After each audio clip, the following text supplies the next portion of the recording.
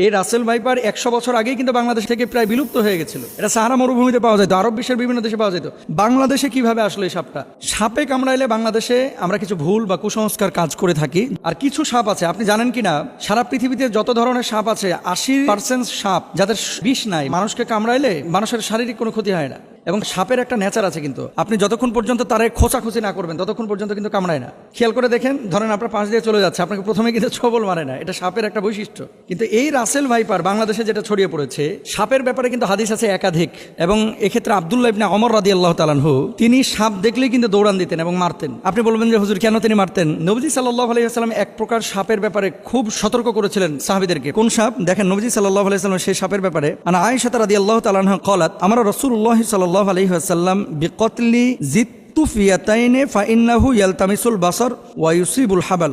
আয়েশা রাদিয়াল্লাহু তাআলা আনহা থেকে বর্ণিত, তিনি বলেন রাসূল আকরাম সাল্লাল্লাহু আলাইহি ওয়াসাল্লাম পিঠে দুটি সাদা রেখা বিশিষ্ট বিষধর সাপ মেরে ফেলার নির্দেশ দিয়েছেন, কারণ তার দৃষ্টিশক্তি কেড়ে নেয় এবং গর্ভস্থ সন্তানের উপরে বিরূপ প্রতিক্রিয়া সৃষ্টি করে। গর্ভে যে সন্তান থাকে, এরকম কোন মাকে যদি এই সাদা রেখা বিশিষ্ট সাপ দংশন করে, তাহলে সেই সন্তানের উপরে ইফেক্ট করে, মায়ের উপরে ইফেক্ট করে। এটা নবীজি নিজে বলেছেন। কোথায় আছে হাদিসটি? এই হাদিসটি আম্মাজান আয়েশা সিদ্দিকা রাদিয়াল্লাহু তাআলা আনহা থেকে বর্ণিত। আরেকটি হাদিস, ওয়াকালাল আবতারু ওয়াদুত্তুফ ইয়াতাইনে, নবীজি কি বলছেন? লেজ খসে যাওয়া এবং পিঠে দুটি সাদা রেখা বিশিষ্ট সাপ। আব্দুল্লাহ ইবনে ওমর রাদিয়াল্লাহু তাআলা আনহু একটা সাপ দেখলেন, তারপরে এটার পিছু নিয়েছেন। অন্যান্য সাহাবীরা ওনাকে বলছেন, এই তুমি কোথায় যাচ্ছ?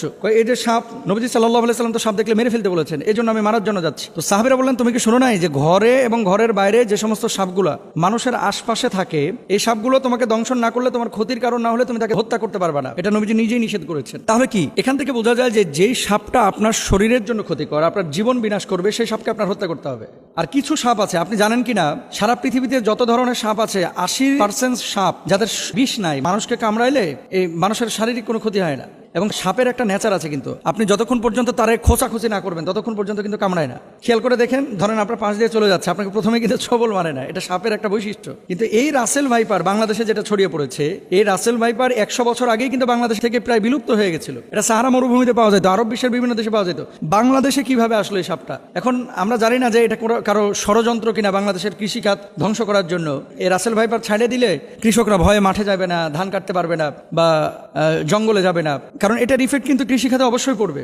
ডাক্তাররা বলতেছে যে এটা যদি দংশন করে তাহলে মানুষ মারা যাবে খুব শীঘ্রই। এবং মেডিসিন বা ইনজেকশন দেওয়ার পরে, অ্যান্টিভেনম দেওয়ার পরেও কিন্তু কাজ হয় না। অনেক সময় কিডনি বিকল করে ফেলে, হার্ট দুর্বল করে ফেলে, হার্ট বিকল করে ফেলে, এই জন্য মানুষ মারা যায়। এখন নবীজি সাল্লাল্লাহু আলাইহি ওয়াসাল্লামের সেই হাদিস থেকে আমরা স্পষ্টরূপে বুঝতে পারি, যেহেতু রাসেল ভাইপার মানুষের জন্য ক্ষতিকর। এবং আজকে দেখলাম পত্রিকায় ফরিদপুরের একজন লিডার তিনি ঘোষণা করেছেন যে রাসেল ভাইপার একটারে যে মারতে পারবে তার আমি 50,000 টাকা পুরস্কার দেবো। তো এখন মানুষের জীবন আগে ভাই। প্রাণী, এই সাপ, পোকামাকড় যারা দংশন করে, এগুলো পরিবেশের ভারসাম্য অবশ্যই রক্ষা করে, কিন্তু মানুষের জীবনের জন্য যদি ক্ষতির কারণ হয়ে দাঁড়ায়, নবীজির ভাষ্য অনুসারে সেটাকে হত্যা করতে হবে। এবং ইভেন কুকুর, রাস্তায় যে সমস্ত কুকুর ঘোরাফেরা করে আপনার কোনো ক্ষতি করে না, তাদেরকে হত্যার কথা বলা হয় নাই। কিন্তু এমন কুকুর যদি থাকে যে কুকুর দেখলেই আপনার পেছন থেকে ধাওয়া করে, বাচ্চাদেরকে কামড়ে দেয়, এই কুকুরগুলোকে হত্যা করতে বলা হয়েছে। সুতরাং রাসেল ভাইপারের যে বিষয়টা, এটা হাদিস থেকে আমরা যেটা বুঝি, নবীজি সাল্লাল্লাহু আলাইহি ওয়াসাল্লাম বলেছেন ক্ষতিকারক যদি হয়ে থাকে তাহলে সেখানে তাকে হত্যা করা যাবে। এবার আসেন, সারা বাংলাদেশে প্রায় 70% জেলায় রাসেল ভাইপার ঢুকে গেছে। এখন সাপে কামড়াইলে বাংলাদেশে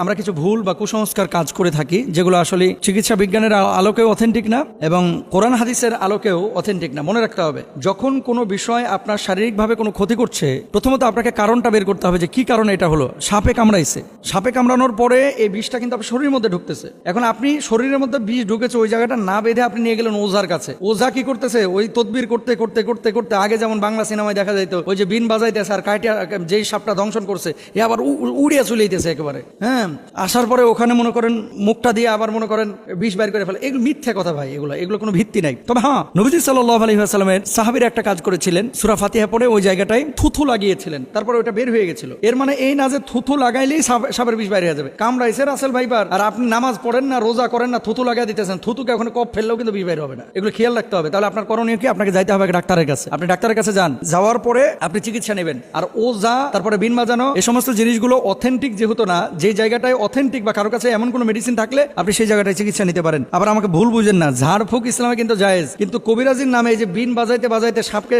দৌড়ায় নিয়ে আসা। আচ্ছা ভাই, সাপ এখানে কামড়ানোর পর কি বসে থাকে? বুঝলেন কথা? ধরেন কামড়াইলো উত্তরা 10 নম্বর সেক্টরে, সাপটা 10 নম্বরে কামড়ায়া ওই ভাসতে ভাসতে ভাসতে ভাসতে রাত্রে সফর করতে করতে টঙ্গি চলে গেছে। এখন আপনি এখানে বিন বাজাইতেছেন, সাপ আছে টঙ্গিতে, উত্তরা 10 নম্বর থেকে গাড়ির আওয়াজে সাপ বিনের আওয়াজ পাইবে কিভাবে? জিনিসগুলো কিন্তু একটা ভাবার বিষয়। তাহলে আমরা এই বিষয়গুলো খেয়াল রাখবো। সাপে কামড়াইলে চিকিৎসা নেওয়ার চেষ্টা করব।